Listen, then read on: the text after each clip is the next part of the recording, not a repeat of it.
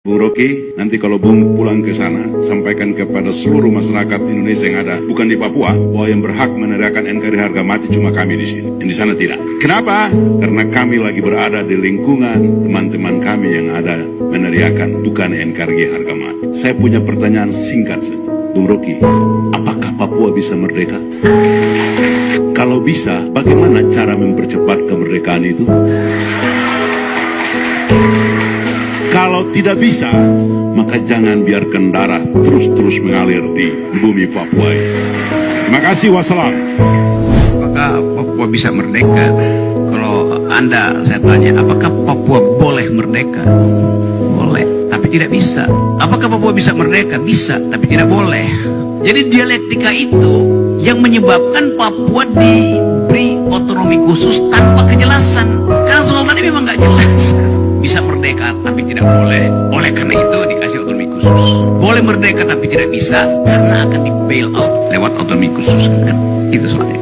Jadi disogokkan untuk tidak menjawab dua hal itu, bisa dan boleh. Padahal itu yang harus baik. Tetapi bahwa ada prinsip self determination yang diakui oleh PBB itu bikin aja, kan? Jadi saya terangkan tadi bahwa kalau dikendalikan di kepala, pertanyaan bisa merdeka Mbak. Kalau saya bilang tidak bisa, orang bertanya kenapa nggak bisa?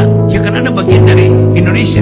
Oh iya, saya tahu bagian Indonesia. Tapi Indonesia tidak menganggap saya setara dengan rakyat dia yang lain. Maka ada alasan berikutnya, dalilkan sesuatu supaya jelas bahwa kenapa ingin berpisah. Alasannya ABCD. Alasan pertama tentu adalah soal harga diri. Alasan kedua adalah soal disparitas. Alasan ketiga soal ditelantarkannya sumber daya ekonomi. Kalau tiga alasan itu diucapkan ke publik internasional dan publik internasional kasih angin soal itu, kasih angin artinya menganggap masuk akal, maka fasilitasnya tersedia, self determination. Tetapi itu artinya bertarung di dalam narasi.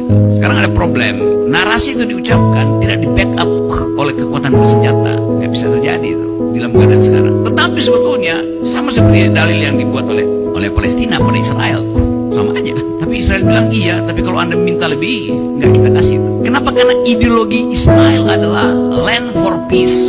Karena itu menteri pertanahan lebih kuat daripada menteri pertahanan. Di Israel itu menteri pertanahan di atas menteri pertahanan. Karena soal keterbatasan tanah. Jadi dasar konfliknya begitu. Nah kita balik pada ide tadi itu. Semua orang yang saya temui itu menganggap bahwa ya jangan merdeka doang itu. Tetapi dia hanya mengucapkan jangan itu karena dia merasa sayang pada Papua. Sementara pemerintah menganggap bahwa Papua itu tidak boleh merdeka karena itu sumber daya pembiayaan ekonomi di masa depan. Nah ini yang saya bilang mesti dibuka tuh. Kenapa jangan merdeka? Ya karena rasa sayang segala macam. Oh iya, tapi kalau rasa sayang itu menghasilkan penderitaan dan yang menyayangi itu tidak mampu membail out penderitaan itu, maka dia nggak berhak untuk menahan. Sekali lagi saya terangkan ini dalam forum akademis yang sifatnya naratifnya, bukan yang kalau hal yang lebih dari itu kita rapat aja, bikin rapat. Jadi keinginan itu ada di situ. Sama seperti yang pemimpin berikutnya siapa kalau begitu? Ya kita nggak tahu siapa, yang penting ini itu. Kita nggak pernah tahu apakah Nabi Muhammad menginginkan Abu Bakar diganti oleh Umar, nggak pernah ada kesepakatan itu. Tetapi orang akan anggap bahwa oke, model dari Abu Bakar itu dilihat oleh Umar sebagai yang ideal. Maka diasumsikan kalau Abu Bakar itu mengidealkan Umar, pasti Umar mengidealkan Nabi Muhammad. Itu yang terjadi di kita juga tuh, dalam versi yang lain tuh, bahwa akan ada pemimpin datang dari tanah Papua tuh. Kalau orang tanya, sebutkan sekarang, ya buat apa disebutkan? Kalau kemungkinan disebutkan itu justru membatalkan ide untuk merdeka, kan itu intinya. Jadi sekali lagi, posisi-posisi semacam ini mesti dibuka sebagai problem, jangan ditantang untuk bertanya, kan. Dan saya juga nggak tantang untuk menjawab, karena ini pertanyaan kemanusiaan yang adil dan beradab tuh. Saya lebih menghargai kemanusiaan yang adil dan beradab daripada ide persatuan. Karena secara moral ya persatuan, tetapi menghilangkan aspek keadilan dan peradaban itu kan gak ada gunanya, kan. Jadi poin itu yang saya mau ucapkan sebagai pertanggungjawaban konseptual saya untuk mengatakan bahwa bisa merdeka dan boleh merdeka dari perspektif teman-teman di situ.